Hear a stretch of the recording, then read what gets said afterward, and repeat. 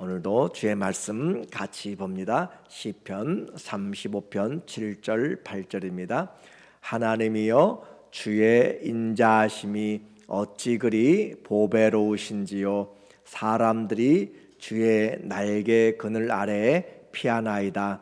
그들이 주의 집에 있는 살진 것으로 풍족할 것이라.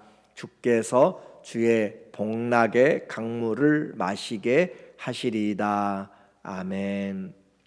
오늘은 삶의 노래 38번째로 의인의 축복이라는 주제로 말씀을 같이 나누도록 하겠습니다. 오늘 본문의 말씀을 통하여서 우리의 인생이 하나님 앞에서 어떻게 살아가야 될 것인가 라고 하는 것을 보게 됩니다. 먼저 이 시편 말씀의 내용에 보면은 1절에 보니까 여호와의 종이라는 것으로 시작돼요. 36편 1절인데 여호와의 종 다윗의 시라고 그렇게 기록하고 있어요. 하나님의 종, 여호와의 종이란 것은 바로 하나님의 종이란 것인데, 하나님의 종으로 불림받는 것은 최고의 영광입니다. 그래서 내가 누구의 종인가 라고 하는 것은 우리의 신분을 이야기하고 있고 소속을 이야기하고 있어요. 세상에 속하였지만 하나님께 속하여 있는 사람, 곧 종은 묶여 있는 자고 주인의 것으로 살아갑니다. 그래서 바울은 예수 그리스도의 종으로 그렇게 자기 자신을 모든 편지에 쓸 때마다 예수 그리스도의 종인 것을 먼저 신분을 고백하고 있어요. 우리의 일터에서 또 우리의 삶에서 나는 누구인가 라고 하는 것이죠. 예수님에게 묶어있는 둘로스, 묶여있는 자, 주님에게 묶여있으면 주님이 책임진다는 최소한의 믿음을 가지고 살아야 됩니다. 우리는 다 하나님의 자녀요, 또 신분으로는 하나님의 자녀지만 직분으로는 종으로 그렇게 부르심을 입었어요. 그래서 여호와의 종, 우리의 삶에 하나님의 종으로 그리스도에게 묶인 자, 그렇게 된다면 주님 앞에서 합당한 삶을 살아갈 수가 있어요. 오늘 이 하나님의 종 예수 그리스도는 산 자와 죽은 자의 주가 되시려고 죽었다가 살아나셨다라고 우리에게 말합니다. 그러므로 하나님의 종 다윗이 인생에서 배운 믿음의 삶이 무엇인가? 곧 악인의 삶은 하나님이 인정하지 않지만 의인의 삶은 하나님이 인정한다라고 하는 것을 계속적으로 반복하여 말합니다. 이것이 인생의 기본 방향이에요. 악인의 길은 하나님이 인정하지 않지만 의인의 길은 하나님이 인정한다라고 했어요. 오늘 그 악인의 인생에 보니까 36편 1절에 악인의 죄가 그의 마음 속으로 이르기를 그의 눈에는 하나님을 두려워하는 빛이 없다 하니, 하나님이 없다, 어리석은 자는 그 마음에 이르기를 하나님이 없다라고 시편 14편 1절 53편 1절에 이야기하는데, 또 악인 또한 어리석어서 그의 마음에 이르기를 그의 눈에는 하나님을 두려워하는 빛이 없다, 곧 하나님께 관심도 없고 두려움도 없이 자기 자신이 주인이 되는 사람입니다. 악인과 의인의 근본적인 차이는 누가 주인이냐라고 하는 것으로 정해져요. 우리는 여호와의 종, 또 그리스도의 종이라고 하는 뿌리가 있습니다. 우리의 신분이 있어요. 그런데 악인은 하나님 앞에서 살지 않기 때문에 자기 자신이 주인이 된 사람, 그것이 바로 악인과 의인의 가장 근본적인 차이입니다. 내가 내 인생의 주인이 되면 좋은 것 같고 잘 되는 것 같지만 그것은 망하는 길입니다. 우리는 창조자에게 속하여서 구속의 주에게 주님을 믿음으로 그렇게 살아갈 때 우리의 뿌리는 바로 그리스도의 종이 될 때, 그러므로 아무도 자신의 삶에 대해서 간섭하지 않는다라고 하는 이런 악인의 삶은, 그것은 하나님을 두려워하지 않지만 결국 그 자신은 심판을 받게 되죠. 속고 있습니다. 2절에 그가 스스로 말하기를 자기의 죄악은 드러나지 아니하고 미워함을 받지 아니하리라 한도다. 죄를 지어도 드러나지 않는다. 누가 보랴라고 하는 것이죠. 아무도 간섭하지 않는다라고 생각하는 거예요. 자기 양심에 눈 감아 버리고 사람들이 보지 않으면 끝나는 것입니다. 심판을 받지 않는다라고 생각하고 있어요. 3절에 그의 입에서 나오는 말은 죄악과 속임이라 그는 지혜와 선행을 그쳤도다. 지혜와 선행을 그치고 살아가는 사람들, 그는 그의 침상에서 죄악을 꾀하며 스스로 악한 길에 서고 악을 거절하지 아니하는도다. 그는 침상에서 죄악을 꾀하며, 사람이 잠자고 일어나서 또 삶을 살아가는데 이 침상이라고 하는 것은 하루를 시작하면서 모든 일의 계획을 말하고 있는 것이에요. 그는 잠자리에서부터 그가 일어나서 생각하는 것이 악을 꾀한다라고 이야기를 했습니다. 죄가 그의 인생을 붙잡고 사는 것이에요. 하나님 없이 사는 삶, 그 삶은 잘 사는 것 같지만 그러나 그 삶은 하나님이 인정하지 않고 그림자 같은 삶입니다. 가인의 후손들도 똑같이 수백 년을 살았을 텐데 하나님은 그들의 연수를 기록하지 않는 것을 우리는 알게 돼요. 악인은 죄악을 침상에서부터 꾀하지만 복 있는 사람, 의인은 주야로 주의 말씀을 묵상하는 자라라고 그렇게 우리에게 시편 1편에서부터 이야기하고 있잖아요. 주야로 주의 말씀을 묵상하는 사람과 침상에서 악을 꾀하는 사람, 뿌리가 다르고 삶의 목적과 생각이 달라요. 자기 생각으로 악을 꾀하는 사람, 하나님의 말씀을 따라서 살아가는 사람, 그것이 의인과 악인의 차이점이에요. 그리고 죄를 짓게 되면 모르는 것 같지만 죄가 죄를 찾아냅니다. 그리고 악이 악인을 심판하게 됩니다. 민수기 32장 23절에 보면 너희가 만일 그같이 아니하면 여호와께 범죄함이니 너희 죄가 반드시 너희를 찾아낼 줄 알라. 죄가 반드시 찾아내게 돼 있어요. 가인이 아벨의 피를 흘렸을 때 땅이 그 핏소리가 호소한다라고 하는 것처럼 죄가 죄를 찾아냅니다. 시편 34편 21절에도 악이 악인을 죽일 것이라. 결국 우리가 범한 그 악이 악인을 죽이게 됩니다. 죄의 싹은 사망으로 그렇게 가게 되는 것이에요. 의인을 미워하는 자는 벌을 받으리로다.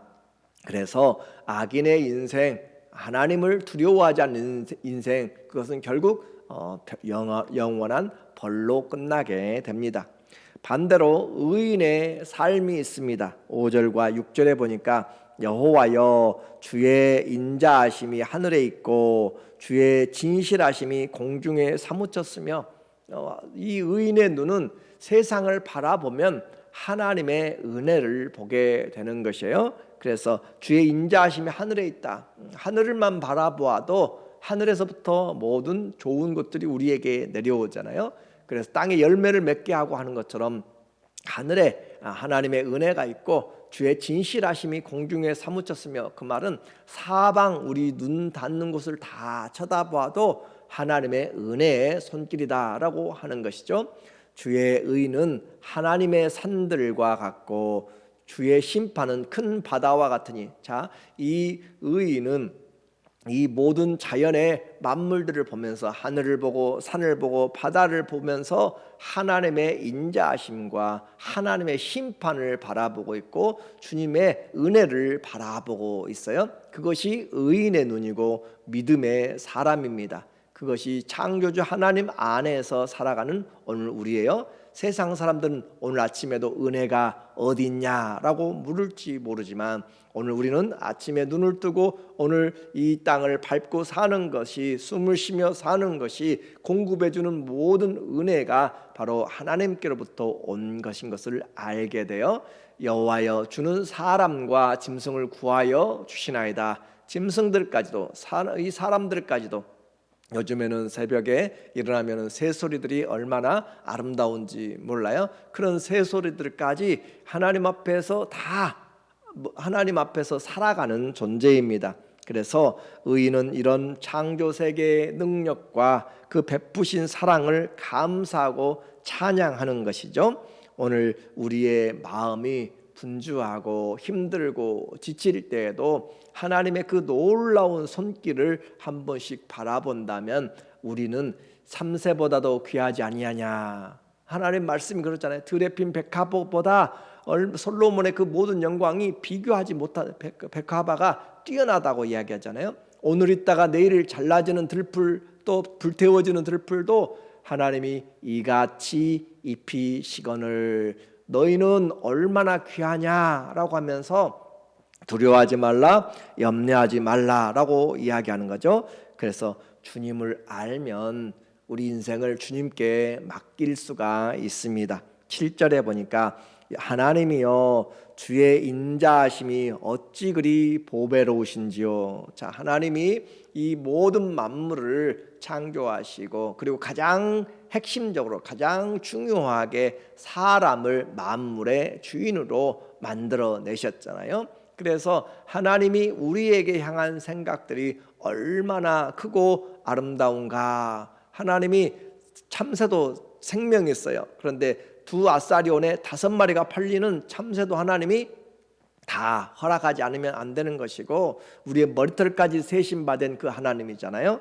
그 하나님이 참새보다 너희는 얼마나 귀하냐라고 말씀하고 계세요. 그런데 주의 인자하심이 어찌 그리 보배로우신지요. 주님이 우리에게 얼마나 보배로운 생각을 가지고 계신지 우리는 잘 알지 못해요. 그러나 성경을 보니까 하나님께서 우리를 창세 전부터 우리를 위한 하늘에 속한 모든 신령한 복으로 복 주시려고 또 뿐만 아니라 우리를 하나님이 인도하여 주셔서 하늘에 속한 것으로 썩지 않고 더럽지 않고 쇠하지 않는 영광을 주시나니 그렇게 우리를 준비하고 계시는 산 소망 있는 사람으로 우리에게 말씀하고 있어요.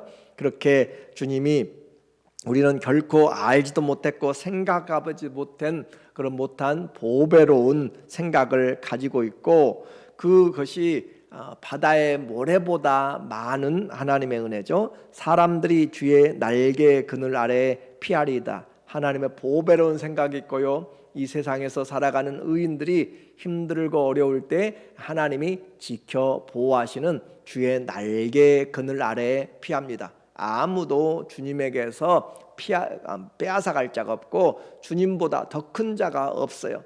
하나님의 손 안에서 하나님의 날개 안에서 우리를 보호하여 주실 때 우리는 가장 안전합니다. 이와 같이 주님이 우리에게 길이고 목적이 되어 앞길이 보이지 않을 때 주님이 빛이 되고 우리에게 길이 됩니다. 고난당할 때 주님이 피할 날개입니다.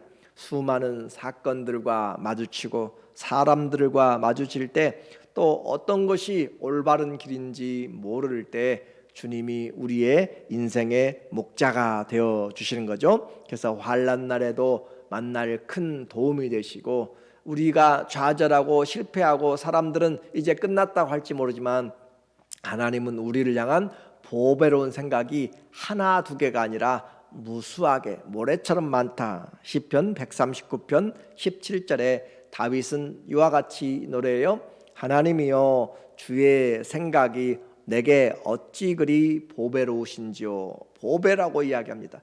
하나님의 그 보배로운 생각이 얼마나 많은지 그 수가 어찌 그리 많은지요. 하나님은 바둑의 고수가 아니에요. 하나님은 창조의 주이십니다. 그 지혜의 왕이십니다. 그러므로 그 수가 어찌 그리 많은지요. 내가 세려고 할지라도 그 수가 모래보다 많도소이다. 이 세상에 모래를 셀 수 있는 사람이 누가 있어요? 그런데 하나님이 우리를 향한 생각, 그냥 생각이 아니라 보배로운 생각이 얼마나 많은지, 그러니까 하나님 안에서는 포기해서는 안 됩니다. 하나님 안에서는 절망이 없습니다. 그것이 하나님이 우리에게 보여주신 것이고 눈을 떠서 창조의 세계를 바라보는 사람은 이 하나님이 우리가 얼마나 존귀한 자인지, 하나님이 우리를 얼마나 존귀하게 여기시는지를 알게 되는 것이에요. 오늘 이 시간에도 나는 아무것도 아닌 것 같지만 하나님이 나를 위한 보배로운 생각을 많이 가지고 있습니다. 우리의 기도에 하나님께서 응답하여 주실 뿐만 아니라 우리가 생각하지 못한 것까지도 하나님이 예비하세요. 그래서 내가 깰 때에도 여전히 주와 함께 있나이다. 우리의 앉고 일어섬이 다 주 안에 있습니다. 우리의 인생에 이 주님의 보배로운 계획이 있습니다. 주님을 의지하는 자 멸절하지 않습니다. 그러므로 저녁에는 슬픔이 올지라도 아침에는 주의 기쁨이 오고 기쁨으로 주님이 우리의 생각을 바꿔 주십니다. 이것이 주의 은혜입니다. 아침마다 새로우니 주의 성실하심이 크도소이다. 아침마다 주의 은혜가 크다라고 이야기하는 거죠. 뿐만 아니라 주님은 우리를 공급하시는 하나님이세요. 하나님이 우리를 보배로운 생각 가지고 계시고 하나님이 우리를 지키시되 또 보배로운 생각을 가지고 공급하신다라고 하는 거죠. 8절에 보면 그들이 주의 집에 있는 살진 것으로 풍족할 것이라. 자, 주의 날개 아래 품어 주셔서 보호해 주시는데 뿐만 아니라 우리를 하나님이 공급해 주세요. 주의 집에 있는 살진 것으로 풍족할 것이라. 주께서 주의 복락의 강물을 마시게 하시리다. 주께서 주의 복락의 강물, 이 주의 복락, 아다네카라고 하는 이 주의 복락이라는 것은 그냥 즐거움이 아니라 최고의 즐거움을 이야기합니다.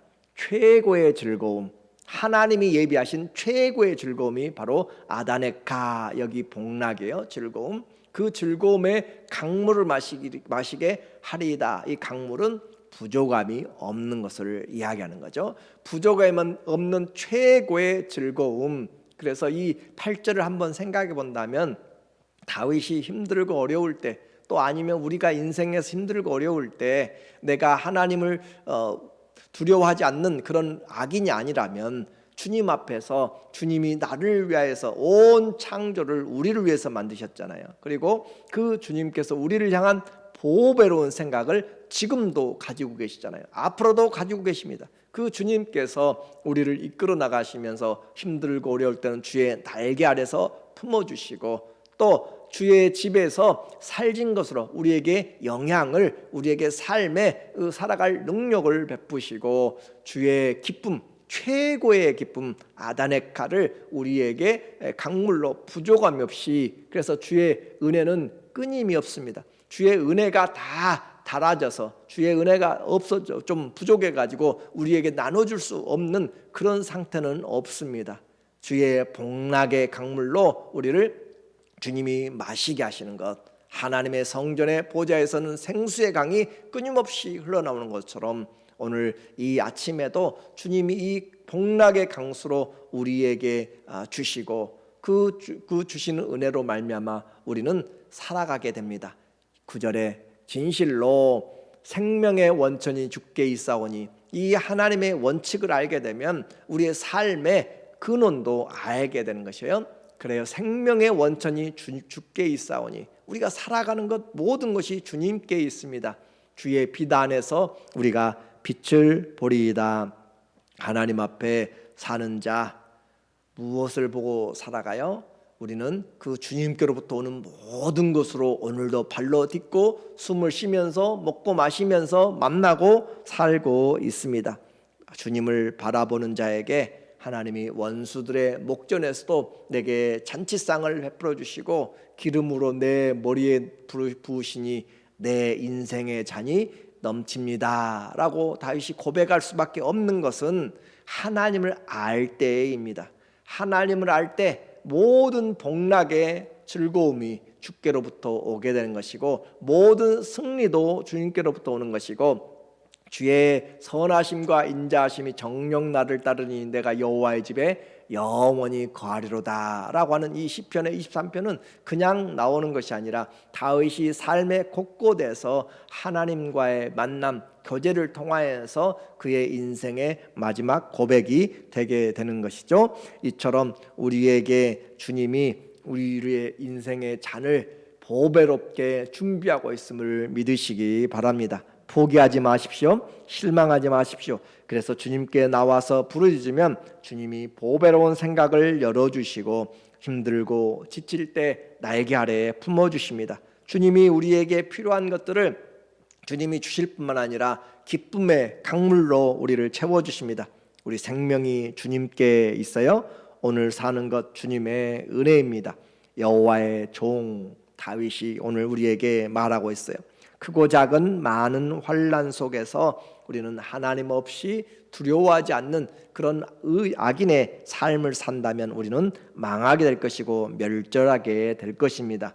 그러나 하나님 앞에서 주님으로 인하여서 살아가는 의인의 눈을 뜨고 믿음으로 살아간다면 주님이 우리를 향한 보배로운 생각들을 하나씩 하나씩 펼쳐서 우리의 생명이 주께 있음을, 그리고 주의 허락하신 의인은 들어가도 나가도 반드시 은혜를 입게 되는 그런 놀라운 은총을 받게 될 것입니다. 아침과 저녁에 서서 주님 앞에서 말씀을 주야로 묵상하는 가운데 감사 찬송함으로 의인의 축복을 다 누리시는 우리 모두 되기를 예수님의 이름으로 간절히 축원합니다. 아멘. 기도하겠습니다.